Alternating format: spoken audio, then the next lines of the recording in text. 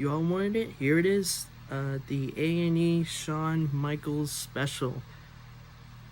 Not too much stuff that I didn't already know, at least from his earlier career, even if I kind of missed out on hearing in the previous Shawn Michaels DVD from 2007 about how many drugs he took and how much he was just all about cocaine when he finally discovered it from Marty Jannetty. But it is certainly nice to see how Shawn managed to go from just I'm better than you, I'm better than anybody else, and I'm gonna do whatever I want, and nobody's gonna, you know, take the belt from me. And he goes from that to becoming a very humble individual, which I can't exactly blame guys like Cornette and so many others that worked with Shawn in the 90s to kind of chuckle at that, because he was anything but humble of a man, and he can admit that at that time. But overall was and is easily one of the best professional wrestlers in the business, in the industry, sport, game, whatever you want to call it. The main thing I can think about when it comes to the Shawn Michaels special that I'm just very curious about, just makes me think, is what would have happened if that guy did not record Michaels and Razor and Triple H, them all just being together, hugging in Madison Square Garden, with everybody not knowing that these guys were friends. I mean, these are good guys and bad guys. Why are they hugging? Why are they celebrating with each other? I totally understand where a lot of these veterans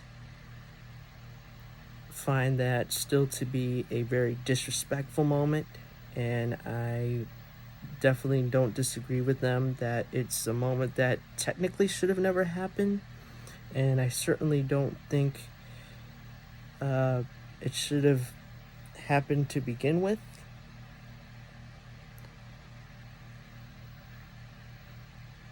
But on the other hand, with tragedy comes opportunity, and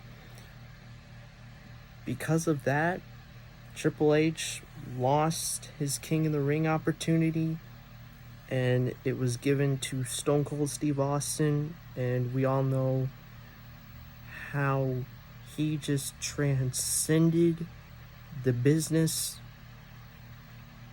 to one of its hottest periods in modern history with the Attitude Era.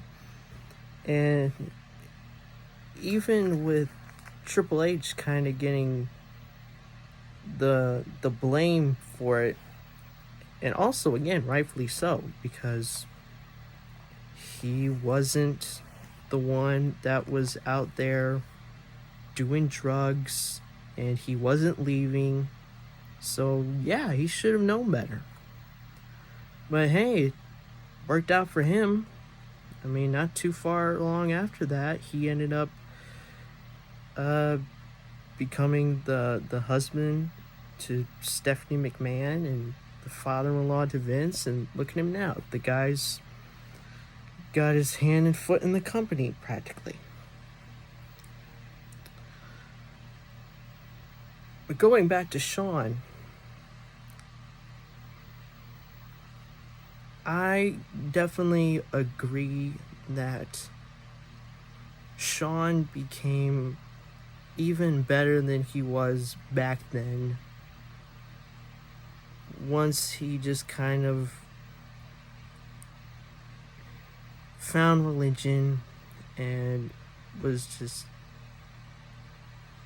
not doing any more drugs. At least that's how I see it. The fact that he managed to, and even if you don't exactly agree with religion, Triple H said it best. Like, hey, you can laugh all you want, but at least he's not overdosing or close to it. And Shawn Michaels is definitely an icon for the 90s and let alone my generation, because if he didn't, end up working out his demons and managed to still continue to wrestle even after, all the fallouts he was having in the 80s with Jannetty, or the 90s when he was Intercontinental Champion, then we would have never gotten what I believe is the best triple threat match and possibly one of the best WrestleMania matches in history, and that was Chris Benoit versus Triple H versus Shawn Michaels. This guy could work with the best and just make it amazing. He can make you believe. It's something that not every wrestler can do.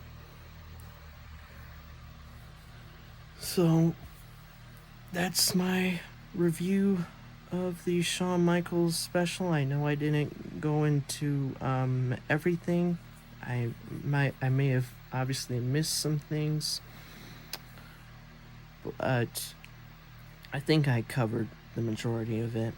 And obviously, you can probably go to it on the internet. You can definitely go to YouTube and find a full episode of Dark Side of Ring Collision in Korea.